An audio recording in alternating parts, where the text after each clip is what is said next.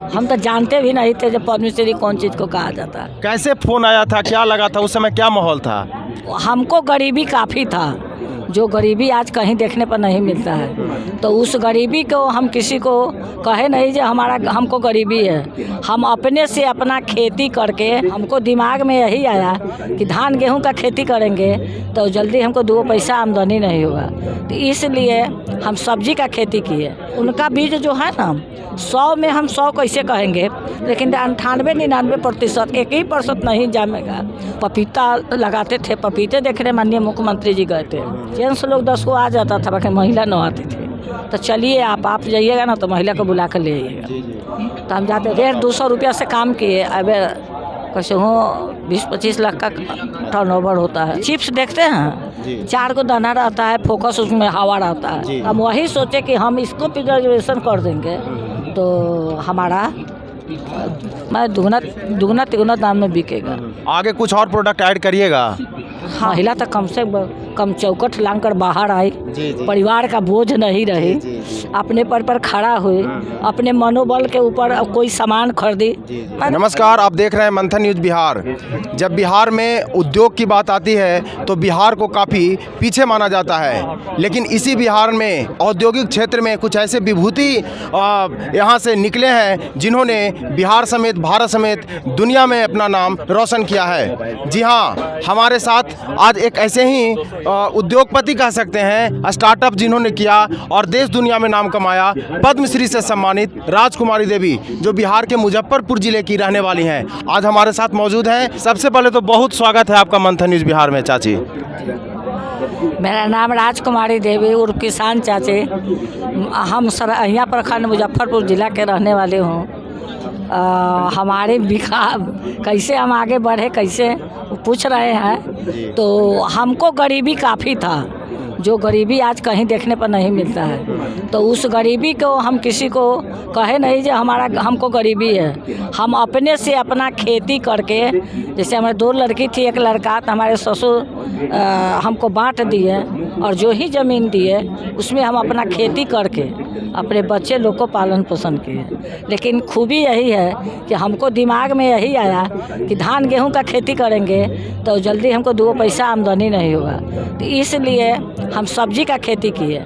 और हमारे घर के नज़दीक कृषि विज्ञान केंद्र है और पूसा यूनिवर्सिटी है। सब जगह में देखिए, अपने किसान लोग पहले के अपने घर में धान उपजा अपना खेत में और उसी बीज को रखते थे और फिर दोबारा लगाते थे, तो उतना जर्मिनेशन नहीं होता था। तो हम जो हुआ, जो भी पौधा लगाए हुए हैं, जो भी बीज लाते थे पूसा यूनिवर्सिटी से लाते थे, इसलिए कि बीज जो वहाँ पर उत्पाद होता है, बहुत खेत का तैयारी करके खेते में बीज का प्रिजर्वेशन माने प्रोसेसिंग करके उसको लगाया जाता था। और फिर बीज तैयार हो गया तो उन लोग का मशीन है, कैसे एकदम में यक्का छत आ गया, दूसर का छत आ गया और ऊपर का बड़ा छोटा होगा, बीज जो होता है वो लोग तैयार करते हैं, देखते। तो हम वहाँ पर जाते थे, देख करके हम सब कुछ वहीं से ला करके लगाते हैं। तो उनका बीज जो है ना 100 में हम 100 कैसे कहेंगे, लेकिन 98-99% 1% नहीं जामेगा। जो किसान सही से बीज का छिटाव नहीं करेगा, वो कुछ हेंगा जो चलता है उससे माने इसके कारण 1% उसमें वो मारे पड़ता है, न तो 100% पूसा यूनिवर्सिटी का बीज जो है लोग को जमता है। और जमने का मतलब हुआ बीज अच्छा है तो उसका ग्रोथ भी होता है, उसका फलन भी अच्छा होता है। सबसे पहले आपने जो सबसे पहले खेती की शुरुआत की थी, कौन सा फसल लगाए थे आप? देखिए, हम खेती का शुरुआत हम किए तो हमको बहुत काफ़ी गरीबी था। क्या दिमाग में हुआ, हम गेहूं धान नहीं लगाए। पहले जो हमारे बाँट जो दिए थे ना, मार्च में बांटे थे, तो हम सब्जी का खेती किए। अच्छा, जो हमारा अल्टर घर से ज़मीन है ना, जो चौचर, उसी में हम धान गेहूँ लगाते हैं।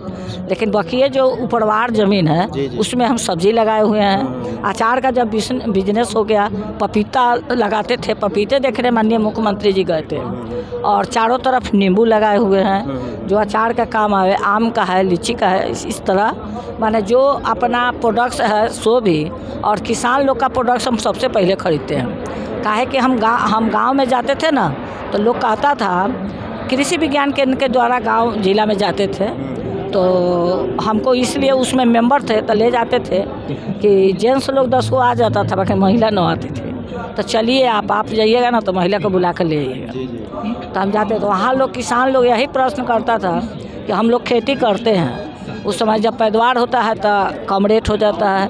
अब वास्तविक है जो कम रेट हो ही जाता है, तो बिचौलिया हम लोग से खरीदता है और वो भंडारण करता है तो उसको ज़्यादा मुनाफा होता है, हम कम रेट में बेच लेते हैं। हम लोग बैंक से KCC लेकर करते हैं तो हम लोग का लोन रह जाता है। तो इसलिए हम वही सोच लिए कि हम ग्रुप बनाए तो अब ट्रेनिंग कृषि विज्ञान केंद्र से लिए और प्रोसेसिंग का काम करने के लिए, जैसे आम, अमरा, खड़ौना, ये सब तो किसान को होता है, गोभी है, गाजर है, अदरक है, सब कुछ किसान को होता है, किसाने ना पैदावार करता है।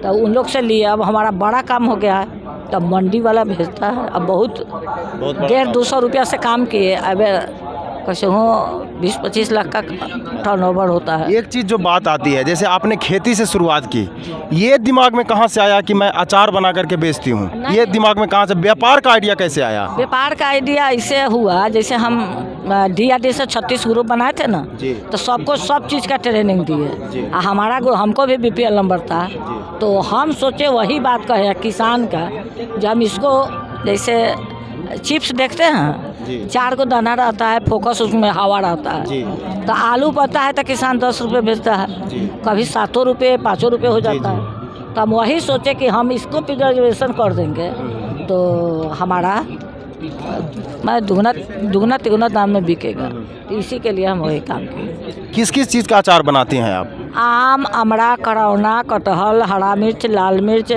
ओल, आम का कुच्चा, आम का भरुआ, लाल मिरचाई, बाँस का बड़हर का, कटहल का, मतलब सब चीज़ जो सब्जी से उत्पाद जो भी है हम सबका अचार। सिर्फ अचार ही बनाती हैं कि और भी कुछ बनाती हैं अचार के अलावा? अचार, मुरब्बा, पाचक सब कुछ बनाते हैं, कुछ जो प्रसंस्करण में जो है उसका सब। आगे कुछ और प्रोडक्ट ऐड करिएगा?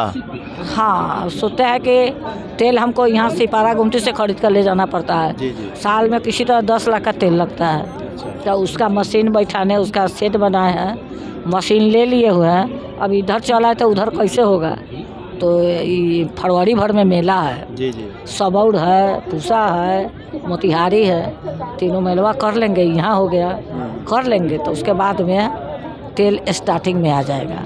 मशीन सब खरीदाया हुआ है, वो स्टार्ट अभी मैंने उसका उद्घाटन नहीं किया, तो सब हो जाएगा। बहुत कम ऐसी महिलाएं हैं जिनको पद्मश्री मिला है किसी भी क्षेत्र में। आपको पद्मश्री कब मिला था और कैसा महसूस उस समय हुआ था आपको? 2019 में हमको पद्मश्री मिला। आपको उम्मीद थी कि ऐसा पद्मश्री मिलेगा? ऐसा कुछ हम तो जानते भी नहीं थे जब पद्मश्री कौन चीज़ को कहा जाता है। कैसे फ़ोन आया था, क्या लगा था उस समय, क्या माहौल था उस समय? राष्ट्रपति जी के क्या सचिव दीपक जी थे, बाद में हमको जानकारी हुआ, वही फ़ोन किए कि आपको पद्मश्री मिलेगा तो कैसा लगेगा। हम कहलिए ये तो बात नहीं है, तो पुरस्कार मिलेगा तो कैसा सीढ़ी मिलेगा, तो हमारा तो सीढ़ी हम न जान रहे थे। हमें सर कथी बोले हैं, तो आपको पद्मश्री पुरस्कार मिलेगा तो कैसा, तो पुरस्कार सब तो पढ़े लिखे थे, तो स्कूल में ना अच्छा कूद वाला चाहे फुटबॉल, वॉलीबॉल ये सब खेलने में, तो उसमें मिलता था। तो हम बोले सर जिस समय पढ़ते थे ना तो कुछ खेल खेले तो उसमें पुरस्कार मिलता था, तो अच्छा लगा। तो मिलेगा तो हमको अच्छा लगेगा। तो वही सुशील मोदी फ़ोन किए, सब लोग मंत्री लोग फ़ोन किया कि आपको मिल रहा है, कैसा लगता है। लगने का जिम्मेवारी बढ़ा, काम बढ़ा। जिस समय कोई महिला नहीं निकल रही थी उस समय निकल कर हम इतना काम किए।